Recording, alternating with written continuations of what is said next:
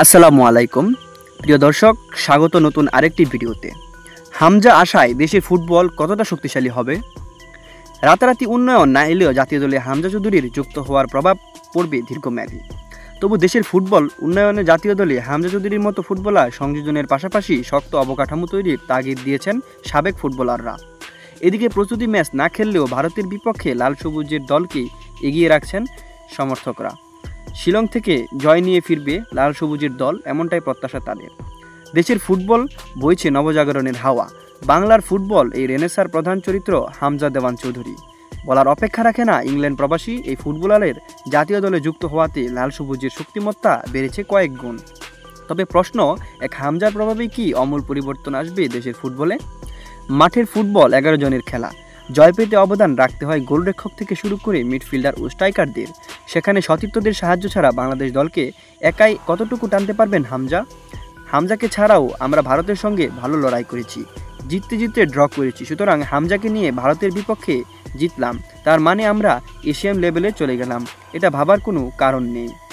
আরেক ফুটবলার জাহিদ হাসান এমিলিন বলেন, হামজার বড় একটা প্রভাব অবশ্যই আমাদের দেশের ফুটবলে রয়েছে। জাতীয় দলের জার্সিতে পারফর্ম করেই কিন্তু হামজাকে তার নামের মূল্যায়ন করতে হবে। দেশের জার্সিতে তাকে সফলভাবে জায়গা তৈরি করতে হবে। রাতারাতি উন্নয়ন না হলেও দেশের ফুটবলে হামজা চৌধুরীর অন্তর্ভুক্ত ফেলবে দীর্ঘমেয়াদী, ভবিষ্যতে যার সুফল ভুগবে বাংলাদেশ জাতীয় দল।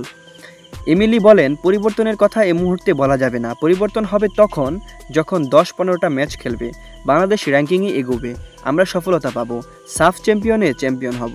তখন হয়তো আমরা বলতে পারবো হামজার অন্তর্ভুক্তিতে আমরা সফল পাচ্ছি। এখনও এটা বলা সম্ভব হয়নি বা এখনও তা বলার সময় আসেনি। এদিকে হামজাকে নিয়ে বেশ আশাবাদী সাবেক ফুটবলার আশরাফ উদ্দিন চন্নু। তিনি বলেন, হামজা কিন্তু পৃথিবীর অন্যতম সেরা লিগের একজন খেলোয়াড়। সে আমার দেশের ফুটবলার, আমার টিমে খেলবে। তাকে দেখে আমার আশেপাশের অন্যান্য বাংলাদেশি খেলোয়াড়রা উজ্জীবিত হবে। জাতীয় দলের সাবেক অধিনায়ক মাইমুনুল ইসলাম বলেন, হামজাকে আমাদের মাঠে সমর্থন দেওয়া উচিত এবং তার সেরা পারফরমেন্সটা আমাদের খেলোয়াড়দের সমর্থন দিয়ে দেওয়া উচিত।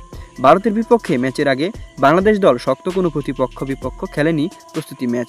অন্যদিকে শিলংয়ের একই কন্ডিশনে মালদ্বীপের বিপক্ষে প্রস্তুতি ম্যাচ খেলবে ভারত। তাতেও হামজা জামালদের পিছিয়ে রাখছেন না সাবেক ফুটবলাররা। তাদের প্রত্যাশা, ভারত থেকে জয় নিয়ে ফিরবে বাংলাদেশ দল। আগামী 25 মার্চ বহুল প্রত্যাশিত ম্যাচে ভারতের বিপক্ষে মাঠে নামবে বাংলাদেশ ফুটবল দল। প্রিয় দর্শক, ধন্যবাদ আমাদের সাথে থাকার জন্য।